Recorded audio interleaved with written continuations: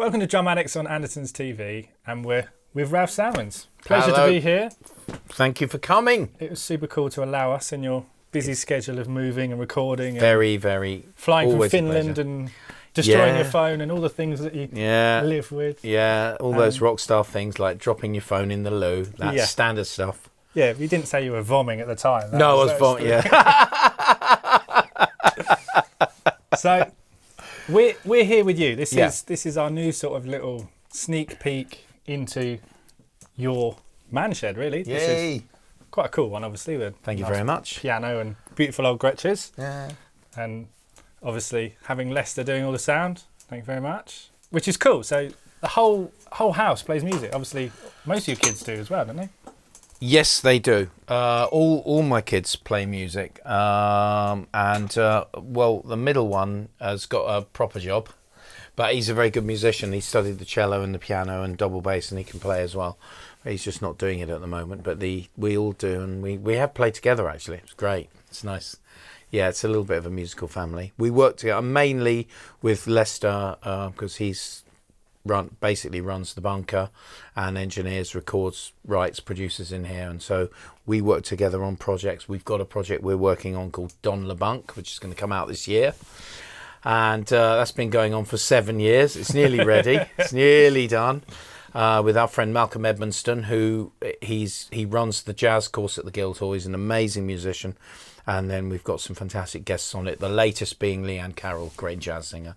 So we've got also had Rocco in yesterday, just jamming it out. That's right. Yeah. The next generation comes along. So it was previously the old guys, and now Rocco, Palladino, Pino, Sun Pop Round. Yeah, we've got a lot of the next rolling generation of hookups came. Lester is very pally with great drummer percussionist called Fabio D'Oliveira, and he. Years ago, I was playing with his dad, Bosco, who's a fantastic percussionist. And then, we said, we should hook our kids up, and we introduced them, and they've been best buddies ever since. So Superstar Sons Band. Well, I don't know about Superstar, but I mean, yeah, we keep it in the family. It's nice, and they get. It's lovely when they get together. It's really nice. But this is your little place. This is it. Your house is what, 10 meters away that way, and you. Yep. Roll out with your slippers. I and your do breakfast. roll out in the old pajamas when you're not going for a run. That's right. Yeah, and it's very handy for coming out and doing sessions, obviously, and we can record bands. We record bands in here as well. We do productions. We do all sorts of stuff in here, and it's a good place to be. It's just big enough to be comfortable. And still get separation, get a good sound in here, and then I do a lot of drum sessions in here. Lester uses it, so it gets a lot of use. It's great. That whole drum thing is obviously, with all the studios around the world necessarily finding it hard and things like that. This is you doing it in your own place, isn't it? That's very common these days. It's common. I mean, I wouldn't for 1 minute try to say that I'm competing on any level with the Abbey Roads, Air, Angel Studios, Rack. 4 absolutely incredible studios, but not everyone's played in them though, so no, the pleasure of playing in those is probably... It's beautiful. I mean, you can't really compare when you've got a big room. It's an amazing sound, and rooms like Abbey Road 2, you just can't replicate that sound. It's great, but the music industry is squeezed for budget. People don't have money, and it can be often more convenient and affordable to do smaller projects in here. Some of the projects I've done have gone on to be big projects, but most of the time when people aren't able to just do something in a bigger studio, we can come in here and do stuff, which is nice.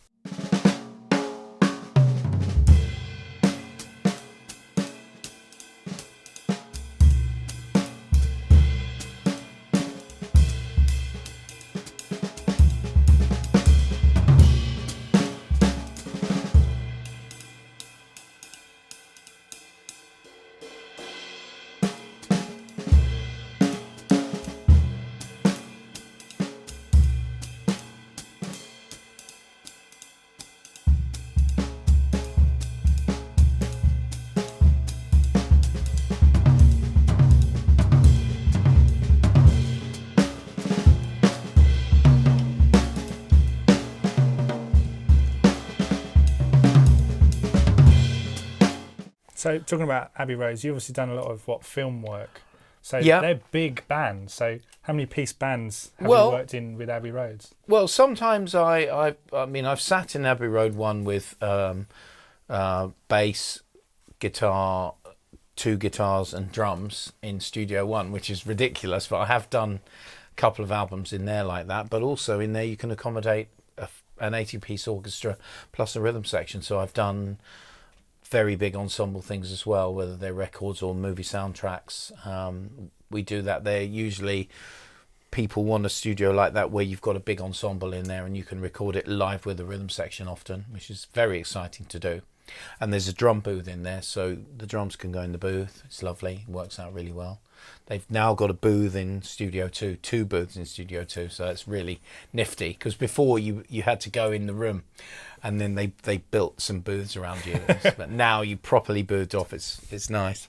So, they're big ensembles usually because that's what works for those rooms. They can accommodate large orchestras. But we do small things in them as well, just because they're great sounding rooms. And when you put the drums in a big room, it sounds fantastic. So you can't beat that.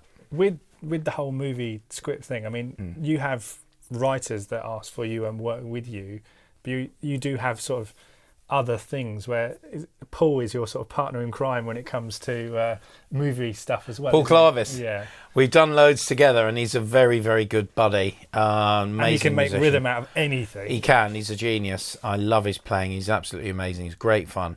We've done quite a bit of stuff together, which is great. Composers just ask for stuff, and if you've worked with composers before and they like what you do, they often, ask for you.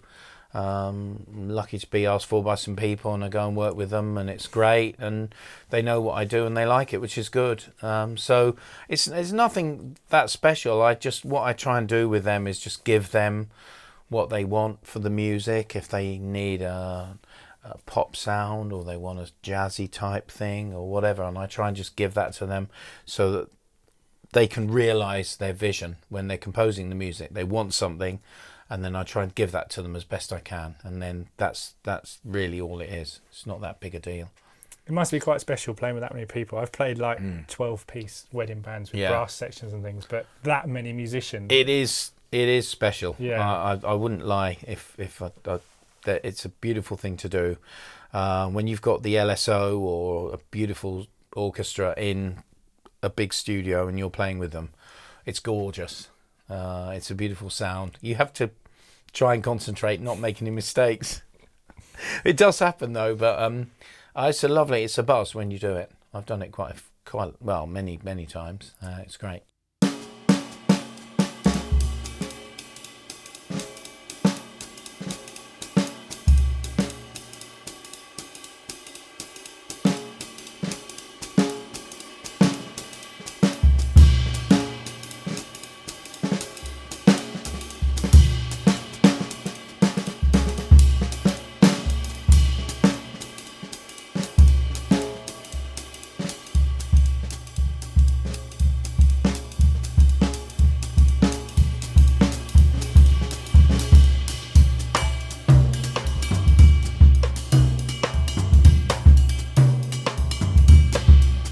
You've done a lot of films, haven't you, script-wise? Yeah, I've done. I think, well, it sort of says I've done about over 150 so far. And they're all probably done a bit massive more blockbuster. Not all of them, but lots of them are. Some of them are little art house movies. But I put the same amount of love into anything. So even if they're small ones, I don't mind. It's music really, and music for pictures really interesting, and it's exciting and it's good. I love doing it. I love trying to help the composers get what they want. Is it to a point where they're so sort of finicky about every little? Is it harder to work with someone like, especially the caliber of composers you work with? Do they literally have a strict criteria? Yeah, some of them are. A lot of them are quite particular about what they want. But they can see the image it's going to be with. They know stuff that you don't know. Yeah. That's the key. So what they're trying to do is they're trying to get a little feel going on that you don't really understand. And when they get it, they're happy. Certainly, I've done a few films with Danny Elfman. He composed, well, Batman scores, but also the Simpsons theme is one of his. And one of the films I made with him was Big Fish, which is a beautiful movie. I don't know if you've seen it, but anyway, it's a lovely story. And I think he said something like, look, this is the 1950s, but imagine you're a 1940s band, but you're in the 1950s, but you're sort of playing in a 40s style. It's like very tiny little stylistic references, which are very cool, because he knows exactly what he's trying to get. And he explains it quite specifically. And I did another thing with him, I think it was the movie Hitchcock. Anyway, it was some brushes, and he wanted very specific brush things on the hi-hats, and then I tried a plastic brush and a wire brush and tried some different things. And you would think, oh, this is really detailed, I don't know why he's doing this, but he's got an exact thing that he wants, and when he gets it, he's happy. It's good. Does that mean the score's really detailed? Is there lots of notes on the score, or is it more verbal? They can be detailed. These guys are usually quite detailed. They write stuff and you pretty much play it. But I always leave it fairly open, and I don't mind sort of taking a liberty with it and doing stuff. If I think it needs a certain thing, I'll do it. And then if I'm not playing what's written, or they want something different, they'll just ask. It's not very. It's quite relaxed. Would you say, obviously, in that particular sort of avenue, would you say reading is just key? Like West End reading is just a must-have. It is. You've got to be able to read.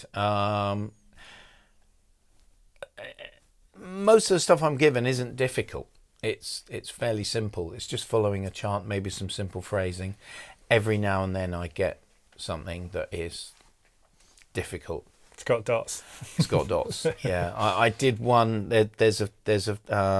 Funnily enough, I don't know if I've got it on my website. There's a clip of it, but we did an animation called The Croods for Alan Silvestri. And they sent the parts out, and they said, it's for 4 marching tom-toms, and there are 2 of you playing this part. And the guy said, they sent it through, which they don't normally do. They said, you better have a look at this. It's quite tricky. I looked at it and I had a go at it, and I thought, well, if you have the drums laid out the way they want them laid out, this is just not playable. So I didn't really worry about it. I showed up at lunchtime at Abbey Road, and I saw the guys, and I said, I've looked at it, but it's just not playable. And they said, oh no, well, it is playable if you move the drums the other way around. I said, oh. So I had to go in, I had to swat it up. Anyway, that was difficult. Just because 2 of us are playing in unison, so it's got to be right. Otherwise, it just sounds messy. So every now and then you get things, but you can always do it again. Yeah, it's good fun. Fun. The film stuff, a lot of people don't understand, is quite obviously in a big room. There's a lot of posh gear around you, lots of nice mics. A lot of the time, you're playing very softly, aren't you? It's quiet. Has that power. That's right. With the vision. That's right. A lot of the big sounding multi percussion things that we do. We start, if we're multi-tracking things, we start with very quiet playing, because there's a lot of bottom end when you play quietly. So you think that the bigger drums sound bigger, but they don't necessarily sound bigger. If you play quieter, you get more low end. So some composers don't even realise that. We have to tell them, because they say we want the big one. We say, well, that one actually sounds bigger.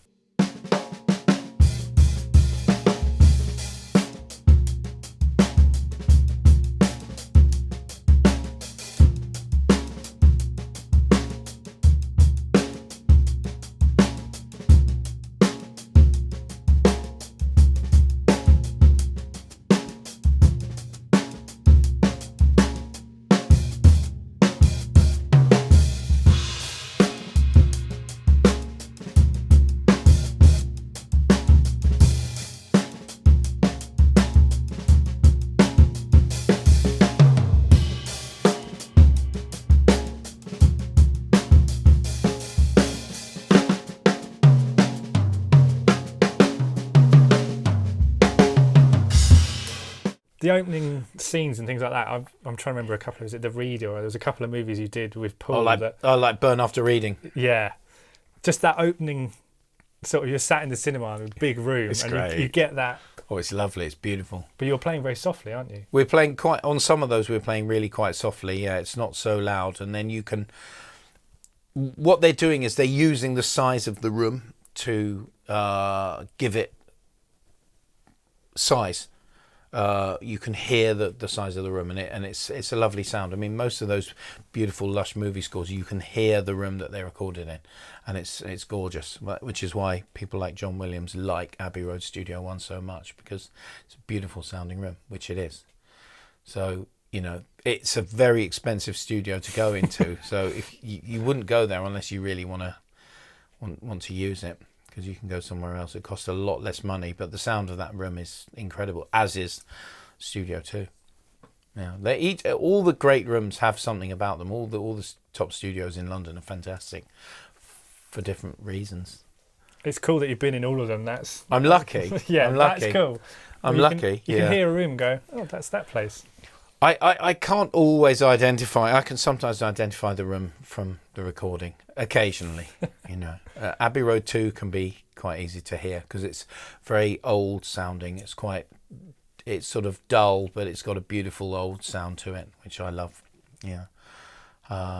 British Grove, Mark Knopfler Studios, very dry sounding room, but natural. Angel Studios is a beautiful room. It's a converted church. Air Studios is a very bright, lot of bright sounding movie scores done in there. Hans Zimmer records there a lot, and he gets an amazing sound. He records everywhere, but that's one of the places that he uses, and the scores have got a fantastic, satisfying sound to them. In fact, we did a thing with, I think it was 14 or 16 drummers in there, in Air Studios. Wow. Which was amazing. Yeah, for Lorne Balfe, who himself is a drummer, but he's amazing. No pressure then. No pressure. Yeah, it was quite funny. It was good. It was lovely. It was really exciting. So all these big studios, do they inspire you with this cool little place? So yeah, I mean, not little. This is quite a big drum. No, it is. There's a whole grand piano there. So well, it's small, but yeah, they did inspire me. I got into recording just because I'm interested in it, and you do have a mic fetish, don't you? I've got definitely a heavy mic addiction. Yes, I do love them. And really, they're just the connection between the acoustic sound and then what goes into onto track for being recorded. So they're the conduit that gets the sound recorded. So they're important. And they give different nuances. Yeah, they do. So these are the ones you had set up today, but you actually have a cupboard.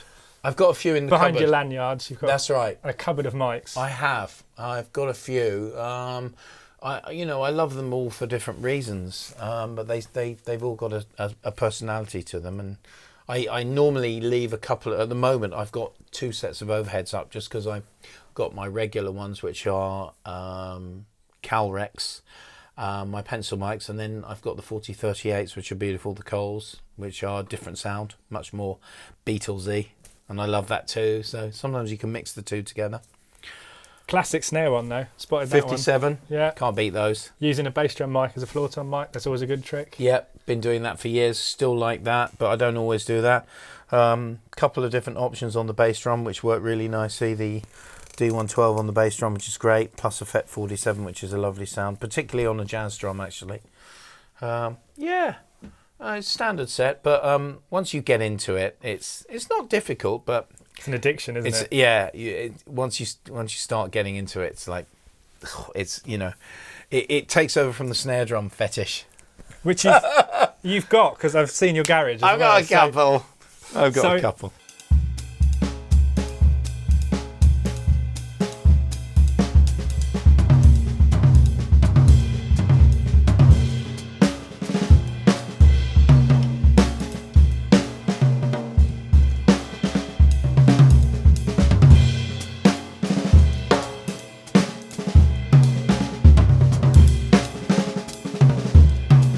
Come on, let's talk about some of the posh gear you've got. You've obviously played Gretsch, and we've got a lovely pearl finish one here. But you own lots of snares, don't you? I've got a few snare drums. I'm not sure how many I've got, but I've got there's about 20 next door, isn't there? Something like that. Yeah. Well, I mean, at the moment, I'm lucky enough. I've got a beautiful. Gretsch have sent me some new drums, which are absolutely fantastic. I'm very, very happy with them, and I'm quite fussy about snare drums because I think the snare drum is the definitive instrument that makes the sound of the kit what it is, as we know. So it's important. I've got one of the copper 5.5 by 14 snare drums, which I really was hoping to get a really beautiful fat brassy sound, slightly different. I like the look of the copper one. I thought I'd give it a try, and it's great. It particularly works with a lot of dampening, lots of moon gel, very dry and low tuning, and it sounds very fat. I'm very, very happy with it. I've used it a lot in here. It hasn't come out of here yet because I'm really rather fond of it. So I've got that one. My current fave on my actual studio kit that's delivered to studios is a 5.5 by 14 wooden white marine pearl USA series, which kind of sat around in the box for a while, and then I suddenly started using it and I just got addicted to it. It's beautiful with dampening on, but when you take the muffling off, it's a great jazz drum. It's got brightness, but it's got fatness and warmth. It's just a good all-rounder, so I'm very happy with that. I'm using, with the Waterboys for the last 2 years, I've been using a combination of either, previously I was using a 6.5 USA wood drum, which is gorgeous. I think it's just a maple, but I've got them in that sort of burgundy finish, which is my Waterboy set. And then Mike Scott asked me for a fat, really fat snare sound that he wanted. And so the guys gave me a very, very lovely hand-hammered brass drum, which is perfect. It's quite dry, but it's got real width to it, and I'm very happy with that. I do dampen it quite a lot as well, so it's quite dry, but it's a beautiful sounding drum. So the two of them together, they really sort me out. I really haven't used anything else with the Waterboys. I made the record using some of those as well. So those are my current Gretsch. I've got a 40s Gretsch round badge wood 6.5 by 14, which is very, very lovely. Well, you've got a round badge kit as well, haven't you? So the red one that's sometimes here. Well, that's not a round badge. That's a stop sign, but it's a 7. That's actually it's a hodgepodge, really, actually, but it's mainly stop sign, and some of it I bought from Jeremy Stacey many, many years ago. The bass drum was Jeremy's. I can't remember. It might have been. I think so. And then I got I've got quite a lot of rosewood drums, which are my original Gretsch that I always owned. And then I've got a various. I've got a lot of chrome on brass 400s. I've got a trans badge brass finish drum, which is lovely. It's very collectible. It's a nice drum. I've got a brass finish keystone badge. 402. I have some.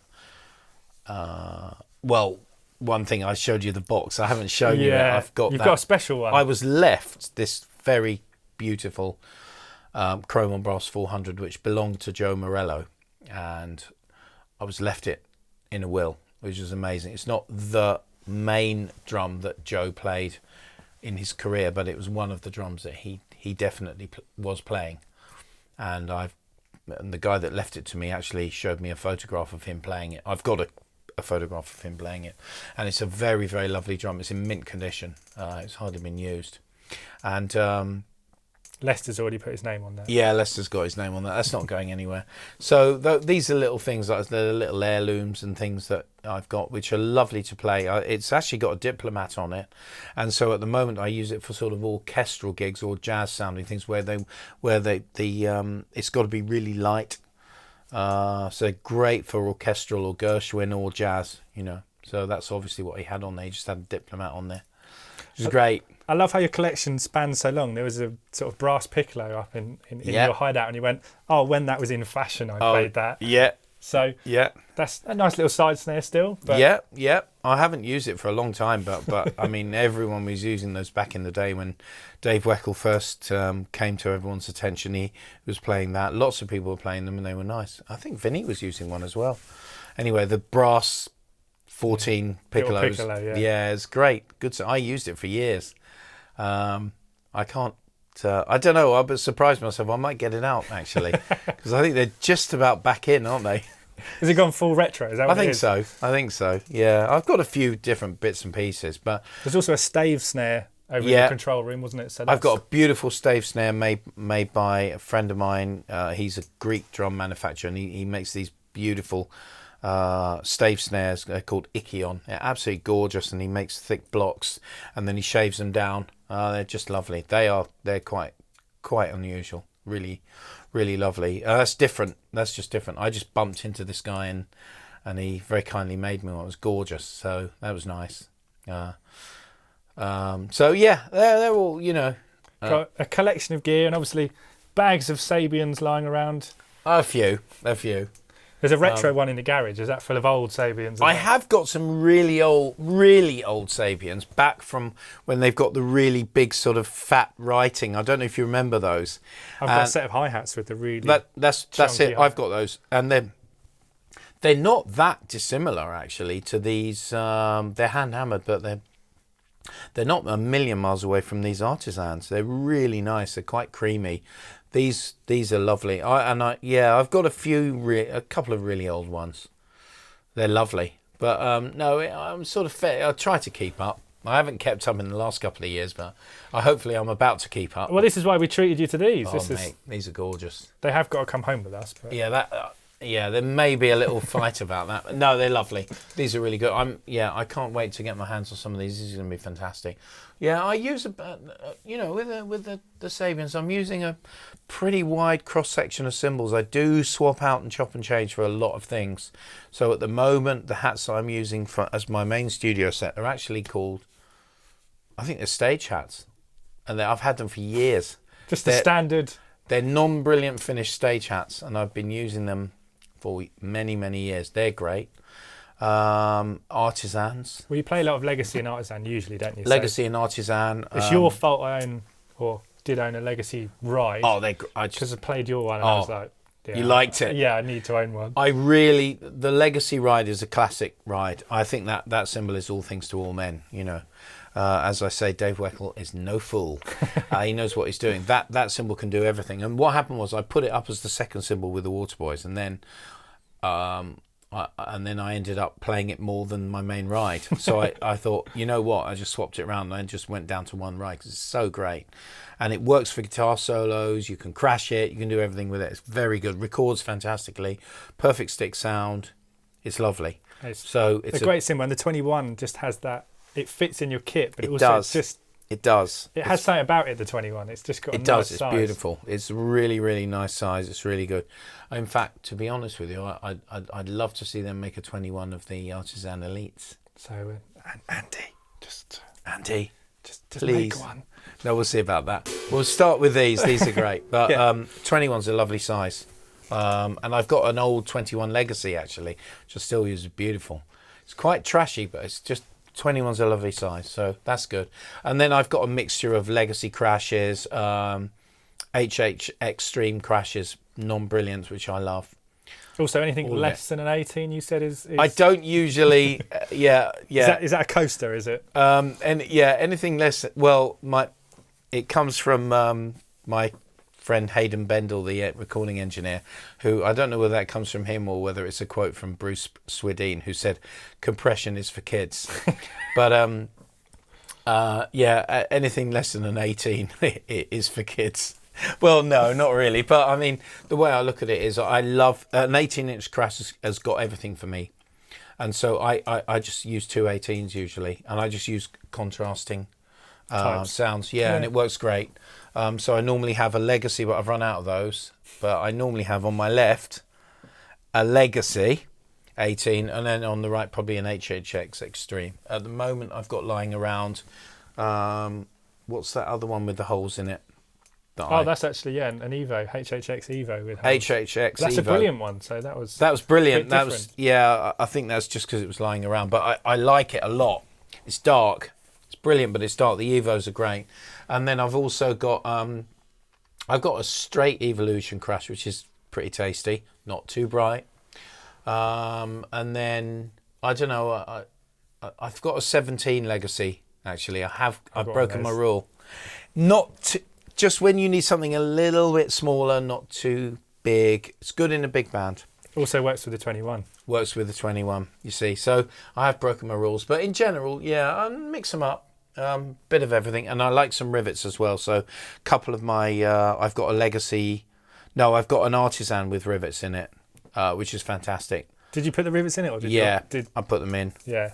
Yeah, which I always feel bad about doing. But it's amazing when you got them in. It's just so lovely. And people really like it. They ask for it. And they're all individual. Yeah? They're individual. You can get the rivet machines. They're not as good. But I've got a couple. But I like actual real rivets. Sound amazing. I don't think it spoils the cymbal because they're just beautiful. You can always take them out. It just adds texture. Adds texture. It's lovely. So, yeah, I expect I probably wouldn't be surprised if I do that to one of those, which is kind of... I wouldn't say it's sacrilege because it's just a beautiful, beautiful sound. Just 3. Just something different. I put 3 in and it's just... It's perfect, yeah. Just gives it that little texture.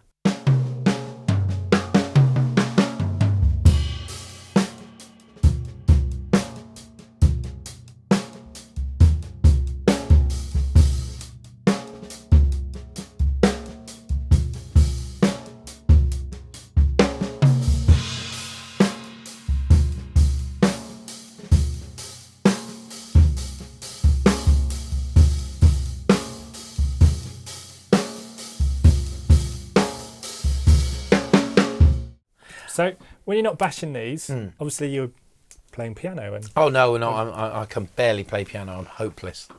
But you're very, very musical. You've had full official training. Obviously, you're technically a professor. I am a professor. It's amazing. It's hard to believe. But you do play a bit of everything, like percussion and drums. I studied anything classical. rhythm. I studied classical percussion. I play a little bit of... I like to sort of start to... I own some congas, let's put it that way. No, but you also play vibes and things I did. Yeah, I'm not really nowadays. Not nowadays, no? But no. I did back in the day. I did it at college, but I pretty much categorised myself as hopeless. But at college I had to do it at college, and it was good. It was challenging. All of my students now are fantastic tune percussion players, great vibists. They can play marimba. They're all amazing. I can't do any of that. For me, holding more than one stick in one hand, it's hard. That was it. It's hard. They practice this stuff for hours. It's amazing. So I can't really do that now. With such a long list of people you've played with, what are sort of your top 3? I mean, if you haven't checked Ralph's bio, have about a week and just scroll continuously, and then you get to the bottom where the movies are. So you played a lot of really cool people. Lucky. I'm just lucky, Rob. But they've all... Well, I've learnt things from everyone I've played with. I'm just lucky. Everyone? Well, yeah, good. I won't name drop some of them. No, good and bad. All the artists that I played with, I greatly respect. Some of them, I love their music, and I can't believe I found myself sitting there doing stuff. And well, some of them have been a surprise too. Some of them I didn't think they were that great, and they've turned out to be fantastic, or vice versa. But no, I've been really lucky. Some of the you can name drop. Well, no, I mean like working back. The current guy that I'm playing with at the moment, Mike Scott from the Waterboys, is somebody that really has moved me around, changed my landscape. He's taught me so much. He's an amazing musician. And I'm not just saying that because I'm doing the gig, but this guy has got incredible metronomic time, and I've learned so much from it. He can tell the difference of 1 BPM at any tempo, and if it's not at the right tempo, he knows about it. Wow. Yeah, it's quite something. He's absolutely incredible, and his ear for detail on the drums is just astonishing. So I've learned a lot from Mike, and hopefully I think I've improved since I've been playing with him. He's taught me a lot. He's great. Shows you never stop learning. No, not really. I mean, I really have done a lot of different styles of gigs, and you go into a gig and you think, oh yeah, I can handle this and all that, blah blah blah, and then you go in and then you learn other stuff, which is humbling. It's fantastic. So playing with the Waterboys has been incredible. This is my 7th year, and just in the last 2 years, having sharing recording an album, well, 2 albums, and probably, I don't know, about 150 shows with David Hood, who was the bass player from the Muscle Shoals rhythm section. Was really an incredible experience. Very lucky to have that. I've learned so much from him too. That was an amazing experience. Some of the other artists I played with, Van Morrison, I was in his band for 4 years, was an amazing learning experience. I loved it. Good and bad, and there were some great moments and some pretty tough ones, but he's awesome. And then just little things like, sometimes I quote to my students, little things I learned from other guys, like I did a fantastic concert with Burt Bacharach, and he asked me to play all of the hi-hats the same without accents. And I really thought about that, but that was the first time I'd ever really thought about playing the hats straight and not playing hi-hats, which I totally advocate now. I pretty much recommend that most people play hats without accents. But the guy that actually showed me that was Burt Bacharach, which is incredible, but true. That's cool. Yeah, just give me the hi-hats. No accents, just all the notes exactly the same. Oh, right. Oh, yeah, this is good. How does that feel when you're sat there and he's... Great. It's just amazing. Just change everything you're doing with your right hand. It's just humbling. It's just humbling that like people like that notice. They notice stuff like that. You know, he's another guy who can really hear specifics, which is great. So yeah, I'm lucky to have sort of done little things like that. Played with some great jazz musicians as well, which is always an honour. I learnt a lot from that as well. That's sort of your forte, isn't it? That's what you... It's one of the things that I like to do. Yeah, when I can afford to do it. But so you've had a very diverse, obviously, movie scripts, people's albums, general music. Also do teaching. Yes. But you've done West End. You've done sort of had a stab at everything. Yeah. Including the Olympics. Yeah. So you got dragged into that. I very happily got involved in that. It was a beautiful experience to do. You can't really get your head round dealing with 1,000 people at one time, but we actually had to do that. It was ridiculous. And one of the most amazing things about it is that people who were part of the 1,000 drummers who did it was the opening ceremony, they still often, people who come up to me in the street and say, oh, like you won't know me, but I was one of the drummers. It's just amazing. It's just fantastic. And there's a little group called the Pandemonium Drummers, so they still get together. They've got a Twitter feed and everything, which is fantastic. So that was a great experience. Playing next to Evelyn as well. Dame Evelyn, she's fantastic. I have actually made some at least one album with her before. Oh, cool. So I know her, but she's incredible. Obviously, that was a great experience, and hanging out. The scale of it was just bonkers. So that was nice. Everyone playing in time as well. That was they actually part did. of it. Oh, we were proud of it. Our guys, they said, oh, you know what, the drummers. They're the best people. They've been amazing. We love them. They've just been awesome. It was great. I was very proud.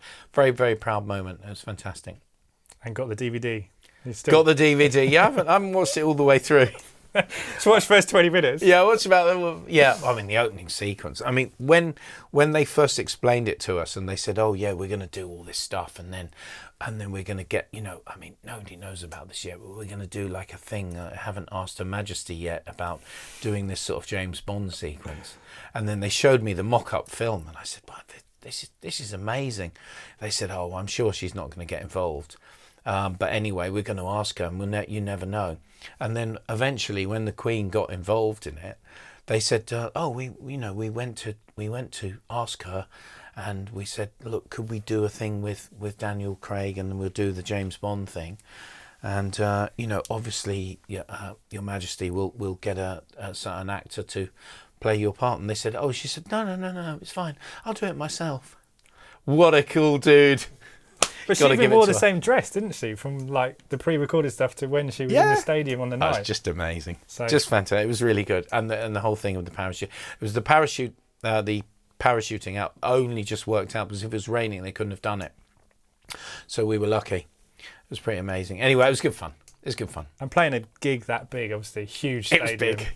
Huge stadium. So They said it was something like 1 billion or something was watching it. But the stadium is so big anyway. But no, it's a lovely, lovely thing to do. Just really on the one-to-one level of working with the people, and then all of the what they called the drum captains, most of whom were my former students that I got involved, and they trained up. Each one of those was responsible for a group of the drummers. And most of them were my former students or people that I knew, all absolutely great. And they were amazing as well. They were so inspiring. It was a fantastic thing to do. Yeah, it was lovely.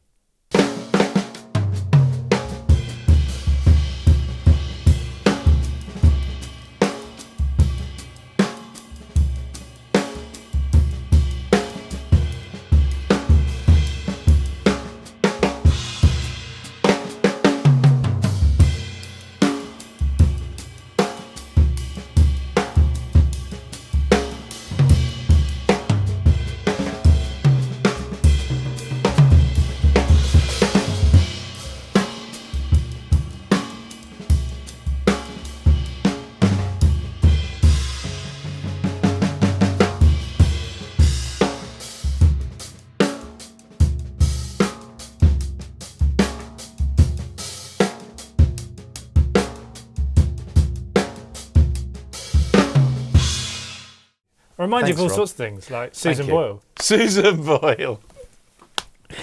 Yeah, well, yes, it's on there. Yeah. I've done it. Yeah. Well, Susan's producer back then, Steve Mack, is a great producer, and he made really, really classy records, and I can't quite remember what track it was, but anyway, I've done it. I'm on there. She's on the CV. It's probably the biggest selling record I've played on. No, there must be others, but there's a few discs hanging up. So yeah, one or two. I've just been given for the first time ever I never had any platinum discs or anything, even though I've played on a few things that have warranted it. But anyway, this Elvis symphonic thing, Elvis Presley with the RPO, and they remastered the original recordings, and we redid them. They've done really well. It's great. I've got a disc for that, and they've just sent me another disc, which is so lovely. So it's nice. Finally got something to go on the wall. In After your own all place. these years, yeah. Well, we can take the picture of Mike Delboy off the wall and put it there or something. Exactly. No offence, Mike. But no, there are a few pictures of people you played with. Yeah. And things, so we'll put a slide in of those. Oh, that's nice. Yeah, some nice memories up there, which is lovely. And we'll put some sexy sweeps of the actual control room. I mean, this is a cool place. Thanks, man. Come and play some drums or music. Oh, well, thank you. Thank you for letting us in your busy schedule. It's an absolute pleasure. What can I say? Thank you for coming to the bunker. I mean, people ask about it and everything, and then people say, "Oh, what is it?" But it's just a room. It's a recording studio, and we get stuff done. We love having people up here, and we do stuff here and help them and make music and produce stuff and record stuff, and hopefully we can carry on doing that. It's going to be good. So if you like Ralph's playing all these beautiful cymbals, check out the links below because we've got them in stock. We'll have these ones back in the shop. If you want to check Ralph and his playing, he's got his website. We'll put the bunker link in as well, which is where we are.